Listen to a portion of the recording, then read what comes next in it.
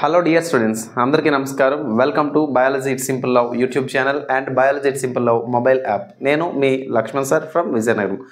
Dear students, ఈ వీడియోలో మనకి గ్రేడ్ 3కి సంబంధించినటువంటి పరీక్ష ఏదైతే ఉందో అతి దగ్గరలోనే ఉంది. హార్డ్గా మనకున్నటువంటి సమయం గ్రేడ్ 1 అండ్ గ్రేడ్ 3 అంటే మొత్తానికి ఎగ్జామ్ స్టార్ట్ అయిపోతున్నాయి.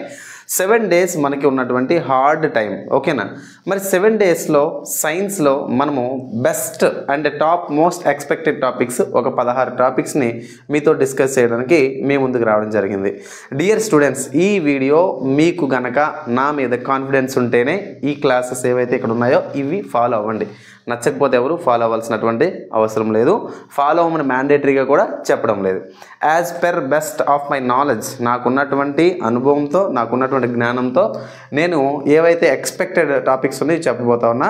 అదేవిధంగా మరి ఫిజిక్స్ కెమిస్ట్రీ వచ్చేసరికి కూడా ఒక సీనియర్ అంటే ఎన్టీపీసీలో సెలెక్ట్ అయినటువంటి ఆస్పిరెంట్ ఎవరైతే ఉన్నారో ఆస్పిరెంట్ ఉన్నటువంటి ఎక్స్పీరియన్సెస్తో తను అనలైజ్ ఏదైతే తను 2-3 సార్లు రాసి ఫెయిల్ అయ్యి మొన్న రీసెంట్గా సెలెక్ట్ అవ్వడం జరిగింది. తన దగ్గర ఉన్నటువంటి డేటాను తీసుకొని టాప్ మోస్ట్ ఎక్స్పెక్టెడ్ ఏరియాస్ని నేను తీసుకొని ఈ వీడియోతో మీ ముందుకు రావడం జరిగింది. కేవలం వ్యూస్ కోసమో మీ యొక్క సబ్స్క్రిప్షన్ కోసమో మీ యొక్క లైక్ కోసం అయితే కనుక ఈ వీడియో అయితే చేయలేదు. నచ్చితే చూడొచ్చు, లేకపోతే లేదు, మీ ఇష్టం. ఓకేనా? రైట్, మరి వీడియోలోకి వెళ్ళిపోదాం. జనరల్గా మనకి గ్రేడ్ 3కి సంబంధించి మనకు ఉన్నటువంటి సమయం 7 days. మరి ఉన్నటువంటి తక్కువ సమయంలో మనం రివిజన్ చేయడం అనేది ఎంత ఇంపార్టెంటో అదేవిధంగా ఇంపార్టెంట్ కాన్సెప్ట్స్ని కూడా తెలుసుకోవడం అనేది అంత ఇంపార్టెంట్. మరి ప్రజెంట్ కరెంట్ ట్రెండ్ ఒకసారి మనం తీసుకుంటే ప్రజెంట్ 2024 రైల్వే ఎగ్జామ్ ట్రెండ్స్ని ఒకసారి మనం గమనిస్తే మనకి most expected areas previous year questions ఎక్కువ వచ్చిన టాపిక్లన్నీ ఈసారి వస్తాయని మాత్రం మనం చెప్పకూడదు, గుర్తుపెట్టుకోండి. గతంలో ఎక్కువ సార్లు ఫర్ ఎగ్జాంపుల్ ఏదో ఒక టాపిక్ విటమిన్స్ మీద గతంలో 1000 క్వశ్చన్లు అడిగాడు అందాం అనుకుందాం. 1000 ఉండాలండి, ఒక 130 అడిగాడు, ఓకేనా? మళ్ళీ అదే ఏరియా నుంచి ఇస్తాడు అనుకోవడం అనేది భ్రమ. కానీ ఎక్స్పెక్టెడ్ ఏరియాస్ అనేవి ఒకటి ఉంటాయన్నమాట. అంటే ఉన్నటువంటి తక్కువ రోజుల్లో సిలబస్ మొత్తం ఇప్పుడు మనం కవర్ చేయడం అనేది కుదరదు. కాబట్టి మీలో సీనియర్ ఆస్పిరెంట్స్ ఉంటారు, ఆల్రెడీ 1 month ముందు నుంచి రివిజన్ స్టార్ట్ చేస్తారు, ఇంకా ప్రిపేర్ అవుతున్నటువంటి ఆస్పిరెంట్స్ కూడా ఉంటారు. మరి అలాంటి ఆస్పిరెంట్స్ కూడా నేనేం చెప్తానంటే కనుక 100 out of 100% ఇవి మోస్ట్ ఎక్స్పెక్టెడ్ టాపిక్స్ని నేను మీతో డిస్కస్ చేయడానికి మీ ముందుకు రావడం జరిగింది. మరి ఉన్నటువంటి సిలబస్లో, ఓకేనా, ఉన్నటువంటి మనకి మోస్ట్ ఎక్స్పెక్టెడ్ ఏరియాస్లో భాగంగా మనం ఒకసారి ఈ ఫిజిక్స్ కెమిస్ట్రీ బయాలజీ నుంచి ఏవి ఎక్స్పెక్టెడ్ టాపిక్స్ ఉన్నాయో చూద్దాము. అదేవిధంగా ప్రజెంట్ ట్రెండ్కి తగ్గట్టుగా మోస్ట్ ఇంపార్టెంట్ టాపిక్స్ వీటిని ఫస్ట్ చదివిన తర్వాతనే మీరు ఇంకా ఎవరు ఫర్దర్గా మీకు టాపిక్స్ ఉంటే కనుక వాటి మీద దృష్టి పెట్టడానికి ప్రయత్నించండి. అదేవిధంగా ఈ టైంలో రివిజన్ చేయాలి, మాక్ టెస్ట్లు రాయాల్సినటువంటి సమయం. ఇప్పుడు కొత్తగా ప్రిపేర్ అవుతామంటే కనుక 100% టైం అయితే సరిపడదు. బట్ మనకి ఏంటంటే ఉన్నటువంటి టైంలో మనం వీటి మీద ఫోకస్ చేయడం అనేది చాలా అవసరం. రైట్, ఇక్కడ నేను కొన్ని టాపిక్స్ మీతో డిస్కస్ చేస్తానండి. అంటే ఏ టాపిక్స్ చదవాలో. బయాలజీకి వచ్చేసి జనరల్గా మనకి గ్రేడ్ 3కి వచ్చేసరికి మనకి సైన్స్ అనేది 40 మార్కుల వెయిటేజ్ అనమాట. మరి 40 మార్కుల వెయిటేజ్లో చాలా మందికి ఉన్న డౌట్స్ ఏంటంటే ఫిజిక్స్ ఎన్ని మార్కులు వస్తాయి, కెమిస్ట్రీ ఎన్ని మార్కులు వస్తాయి, బయాలజీ ఎన్ని మార్కులు వస్తాయి అని చెప్పి చాలా మందికి ఉన్నటువంటి సందేహాలు. నేనేమంటానంటే రైల్వేకి సంబంధించినటువంటి పరీక్షలు ఏవైనా కానీ for example railway group D 25 మార్కులు అంటే బయాలజీ ఎన్ని వస్తాయి, ఫిజిక్స్ ఎన్ని వస్తాయి, కెమిస్ట్రీ ఎన్ని వస్తాయి అని చెప్పి వాళ్ళు టెంటేటివ్గా కూడా మెన్షన్ చేయడం జరగదు. కానీ ఇక్కడ 40 మార్కులు జనరల్ సైన్స్లో కూడా ఫిజిక్స్ ఎన్ని, కెమిస్ట్రీ ఎన్ని, బయాలజీ ఎన్ని అని మాత్రం ఇవ్వకుండా ఫిజిక్స్ అండ్ కెమిస్ట్రీ అదేవిధంగా లైఫ్ సైన్సెస్ అని చెప్పి మాత్రమే మనకి ఎంప్లాయ్మెంట్ నోటిఫికేషన్లో మెన్షన్ చేయడం జరిగింది. కాబట్టి మరి ఇక్కడ మనం ఎలా ఎక్స్పెక్ట్ చేయొచ్చు సార్? మీరు రాసే పరీక్ష పూర్తిగా టెక్నికల్ పరీక్ష, టెక్నికల్ నాలెడ్జ్ బేస్ చేసుకుని, అయితే ఇన్ఫ్యాక్ట్ ఎగ్జామ్ అందరికీ ఒకటే కామన్ ప్యాటర్నే రైల్వేలో. అయితే ఇక్కడికి వచ్చేసరికి 40 మార్కులు బయాలజీకి నుంచి ఎంత వెయిటేజ్ ఉండొచ్చు సార్ అంటే 40 మార్కులు వెయిటేజ్. కాబట్టి ఇక్కడ బేసికల్గా మనకి ఫిజిక్స్ కెమిస్ట్రీ కలిపి 30 మార్కులు ఇవ్వచ్చు, లేదా బయాలజీ ఒకటే మనకి 20 మార్కులు ఇచ్చి అక్కడ 20 మార్కులు ఇవ్వచ్చు. అంటే చెప్పలేము. ఎందుకు నేను చెప్పలేము అంటే ఇదంతా క్యూములేటివ్ అనమాట. 40 మార్క్స్ని ఎలా అయినా వాడు డిజైన్ చేసుకోవచ్చు. ఈ 40 మార్కులు బయాలజీ అయితే కనుక నా ఎక్స్పెక్టేషన్ ప్రకారంగా, నాకు ఎవడూ చెప్పలేదు, నేను ఎక్కడ చూడలేదు, నా ఎక్స్పెక్టేషన్ పరంగా నేను చెప్తున్నాను.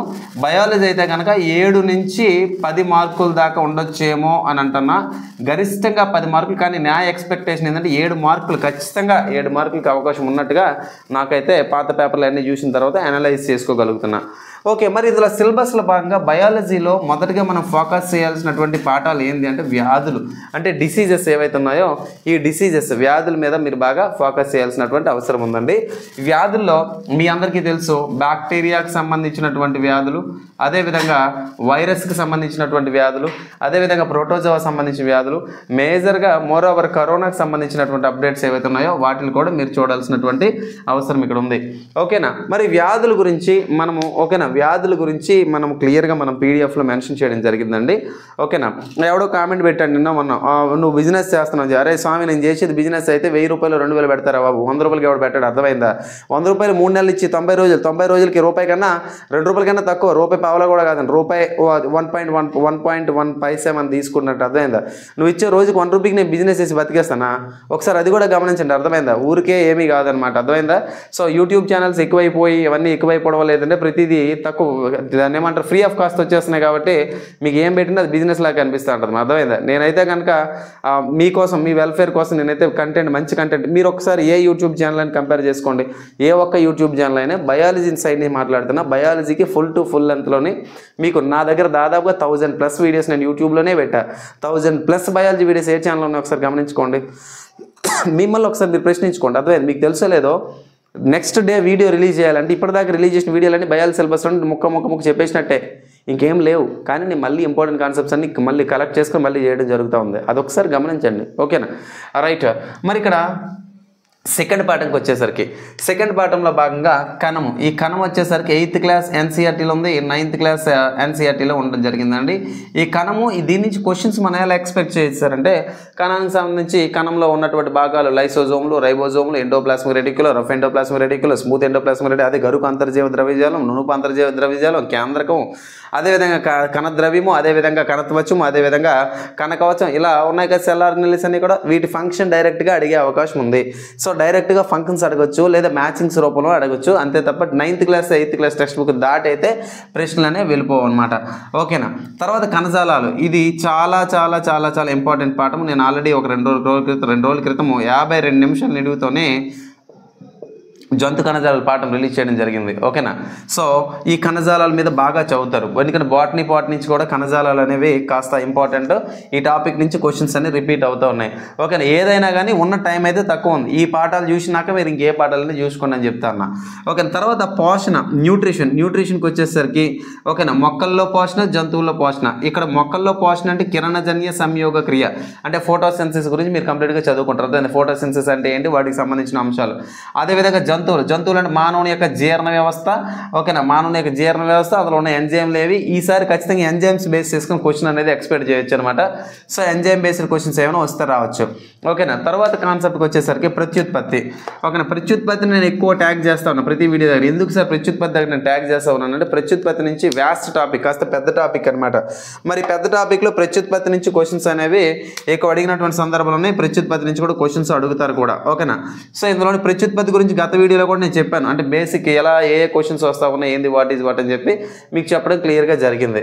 తర్వాత అంతఃస్రావ వ్యవస్థ, హార్మోన్స్కి సంబంధించి ఈ హార్మోన్స్, ఏ హార్మోన్ ఎలా పనిచేస్తుంది, ఏ హార్మోన్ లోపం వల్ల ఏమొస్తుంది, ఇది కూడా మనం పీడిఎఫ్లోని యాప్లోని ఈ 100 రూపీస్ పీడిఎఫ్ 3 months డ్యూరేషన్ ఉంది కదా, అందులో మనం మెన్షన్ చేయడం జరిగింది. ఓకేనా, ఎండోక్రైన్ సిస్టమ్ అంటారు దీన్ని, అంతఃస్రావ వ్యవస్థ అంటే. చూడండి టైం అయితే తక్కువ ఉంది, ఎలాంటి ప్రయోగాలు చేయొద్దు. మనకి 7 రోజుల్లోనే అద్భుతాలు, వింతలు, విశేషాలు ఏమీ జరిగిపోవు. ఇప్పటిదాకా మనం చదువుంటే ఇప్పుడు రివిజన్ చేసుకున్న స్థాయిలో ఉన్నట్టయితేనే ఇది మీకు వర్కౌట్ అవుద్ది. ఇప్పటికిప్పుడు ఈ టాపిక్లను చదువుకుని వెళ్ళిపోతారంటే అసలు టైం చాలదు, ఇంపాసిబుల్ అనమాట. విల్లింగ్ ఉందంటే ఎన్టీపీసీ గ్రూప్ డి ఉంది, దానికోసం మనం కూర్చోవచ్చు. ఓకేనా, రైట్. మరి ఫిజిక్స్ నుంచి తీసుకుంటే మనకు కావాల్సినటువంటి టాపిక్స్ లేదా లైట్ మీద అప్లికేషన్స్ వస్తూ ఉంటాయండి. లైట్ అప్లికేషన్స్ అంటే కాంతికి సంబంధించిన అనువర్తనాలు, కాంతికి సంబంధించినటువంటి పూర్తి అంశాలు మీరు చదువుకోవాల్సి ఉంటుంది. తర్వాత కరెంట్ ఎలక్ట్రిసిటీ మీద మీకు ప్రాబ్లమాటిక్స్ ఏవైతే ఉన్నాయో, అంటే మీరు క్యాలిక్యులేటివ్ పార్ట్ ఏదైతే క్యాలిక్యులేటివ్ పార్ట్ ఇవ్వచ్చు, లేదా డైరెక్ట్ అప్లికేషన్స్ కూడా మనకి ఇచ్చే అవకాశం ఉంది. న్యూమరికల్ వాల్యూస్ కూడా మనం ఇందులోనే కరెంట్ ఎలక్ట్రిసిటీలో మనం చూసుకోవాలి. అదేవిధంగా ఇందులో ఉన్నటువంటి యూనిట్స్ అండ్ మెజర్మెంట్స్, అంటే ఒక లెక్కకి సంబంధించి కానీ లేకపోతే డైరెక్ట్గా యూనిట్స్ కానీ మెజర్మెంట్స్ కానీ ఏవైతే ఉన్నాయో వాటిని అడిగే పరిస్థితి మనకు కనిపిస్తుంది. అండ్ మోస్ట్ ఇంపార్టెంట్, చాలామంది ఈ టాపిక్లో కూడా మిగతా ఇంపార్టెంట్ చెప్తారు. నేను కూడా నేను అలానే అనుకున్నాను, నేను కూడా ఎంప్లాయీని అడిగి కంప్లీట్గా తెలుసుకున్న తర్వాత నేను తెలుసుకున్న డేటా ప్రజెంట్ వీటి మీద బాగా ఫోకస్ చేయించాడు సార్, టైం తక్కువ ఉంది కదని చెప్పి చెప్పడం జరిగింది. ఓకేనా, రైట్. తర్వాత వర్క్, పవర్, ఎనర్జీ, ఈ వీటి మీద క్యాలిక్యులేషన్స్ బాగా ఇంపార్టెంట్, బాగా ఫోకస్ చేయండి. తర్వాత మోషన్, ఇది 9th క్లాస్ ఎన్సీఆర్టీలో ఉంటుంది, చలనము. దీని మీద మనకి న్యూటన్ సంబంధించిన 1 to 3 లాస్ ఉంటాయి, న్యూటన్ లాస్. అదేవిధంగా అప్లికేషన్స్ బాగా చదువుకోవాలి. ఖచ్చితంగా లెక్కలు వచ్చే ఏరియాస్ ఏమైనా ఉన్నాయంటే ఈ 2 పాఠాల నుంచి లెక్కలు వస్తాయి అనమాట. తర్వాత ఇది బేసిక్ కాన్సెప్ట్ అయినా ఎక్కువ ప్రశ్నలు వస్తున్నటువంటి బాగా అడుగుతున్నాడంట ఈ topic, units and measurements. Okay, కొలతలు మరియు ప్రమాణాల మీద బాగా మీరు ఫోకస్ చేయండి. ఓకేనా. సో ఇక్కడ 6, ఇక్కడ 5, 11 టాపిక్లు అయ్యాయి. తర్వాత కెమిస్ట్రీలోనండి చాలామంది రెగ్యులర్గా ఉండే టాపిక్స్ అనుకుంటాం, కానీ ఇక్కడ తను కూడా నేను తెలుసుకున్నటువంటి డేటా ఏంటంటే మెటల్స్ అండ్ నాన్ మెటల్స్ నుంచి ఎక్కువ ప్రశ్నలు వస్తూ ఉన్నాయి. ఓకేనా. మెటల్స్, లోహాలు, అలోహాలు. ఓకేనా. మెటల్స్ అండ్ నాన్ మెటల్స్ మీద బాగా మీరు ఫోకస్ చేయాల్సినటువంటి అవసరం ఉందండి. తర్వాత ఆమ్లాలు, క్షారాలు, ఇక్కడికి వచ్చేసరికి బాగా డెప్త్గా ప్రశ్నలు వెళ్తూ ఉన్నాయి ఆమ్లాలు, క్షారాల మీద. ఓకేనా.